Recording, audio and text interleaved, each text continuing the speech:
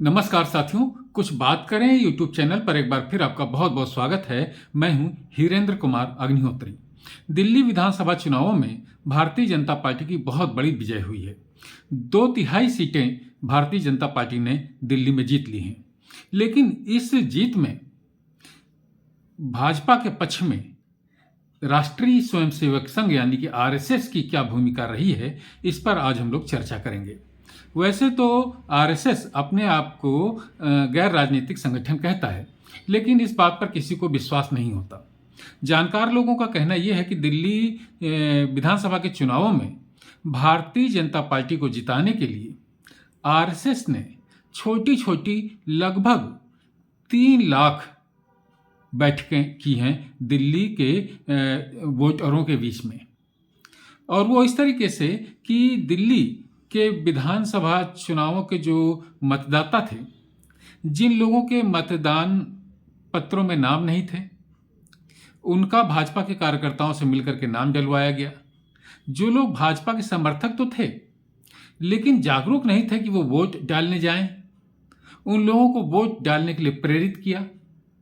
और भारतीय जनता पार्टी के जो राष्ट्रीय स्तर पर कार्यक्रम चल रहे हैं, और अगर भारतीय जनता पार्टी जीत जाती है तो दिल्ली के लिए क्या क्या करेगी भारतीय जनता पार्टी, इन सब बातों को बता करके दिल्ली के मतदाताओं को भारतीय जनता पार्टी के पक्ष में प्रेरित करने का काम राष्ट्रीय स्वयंसेवक संघ के कार्यकर्ताओं ने किया, ऐसा जानकार लोग कहते हैं। साथियों, ये आरएसएस यानी कि राष्ट्रीय स्वयंसेवक संघ की कार्य करने की जो पद्धति है, वो बहुत शांत तरीके से काम करते हैं अपना। कभी चर्चा में नहीं आना चाहते, कभी वे प्रचार में नहीं आना चाहते, लेकिन अपना काम राष्ट्रीय हित में वो जो भी काम समझते हैं वो करते हैं। राष्ट्रीय स्वयंसेवक संघ यानी आरएसएस के लिए व्यक्ति का महत्व नहीं है, उनके लिए उनके लक्ष्य का महत्व है। और जो भी व्यक्ति, जो भी संगठन, जो भी दल उनके लक्ष्य की पूर्ति में सहयोगी होगा, वे उसको ही समर्थन दे सकते हैं। उदाहरण के लिए अगर मान लीजिए कि उनको इस बात का विश्वास हो जाए कि राहुल गांधी या अखिलेश यादव या ममता बनर्जी कोई भी राष्ट्रीय हितों का काम उनकी नीतियों के अनुसार करेगा, तो वो मोदी का साथ छोड़ देंगे।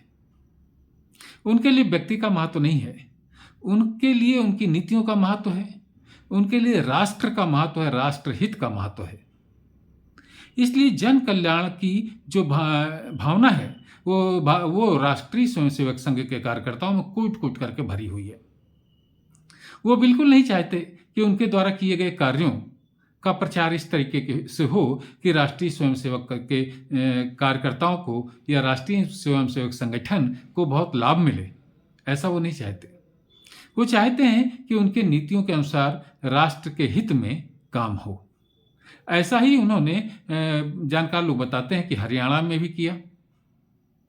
ऐसा ही बताते हैं कि उन्होंने महाराष्ट्र में किया।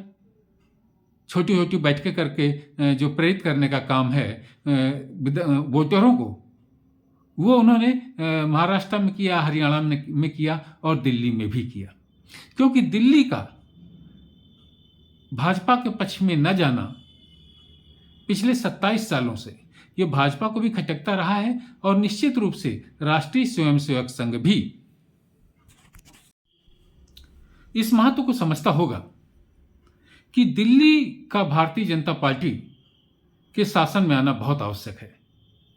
दिल्ली हमारे देश की राजधानी है, और देखिए कि पिछली बार जब ट्रंप सरकार थी, तब जब ट्रंप भारत के दौरे पर थे, तभी वहां दंगे भड़क गए, तभी शाहीन बाग में लोग बैठ गए।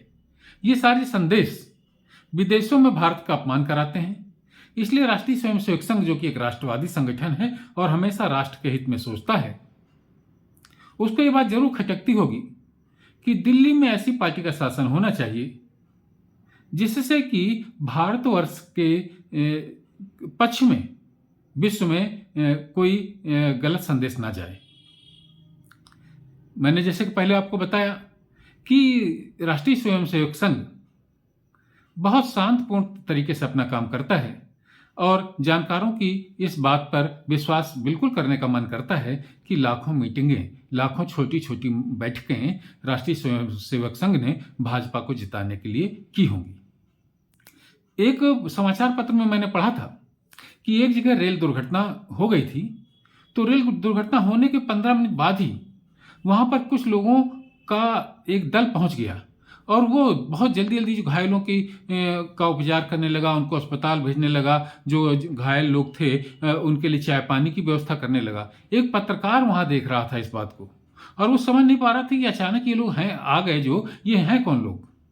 उसने देखा कि एक व्यक्ति बहुत सक्रिय है इन लोगों के बीच में। वो उन लोगों के पास गया, पत्रकार। वो उस व्यक्ति के पास में गया, उससे पूछा कि आप लोग कौन हैं? जो इस दुर्घटना में इतनी सक्रियता के साथ में यहाँ पर घायलों की मदद कर रहे हैं, प्रशासन की मदद कर रहे हैं। तो उस व्यक्ति ने कहा कि ऐसा लगता है कि आप रात भर यहाँ पत्रकारिता का काम करते रहे हैं, आप थके भी होंगे, अगर आपको चाय की आवश्यकता हो तो आइए मेरे साथ चाय पीजिए।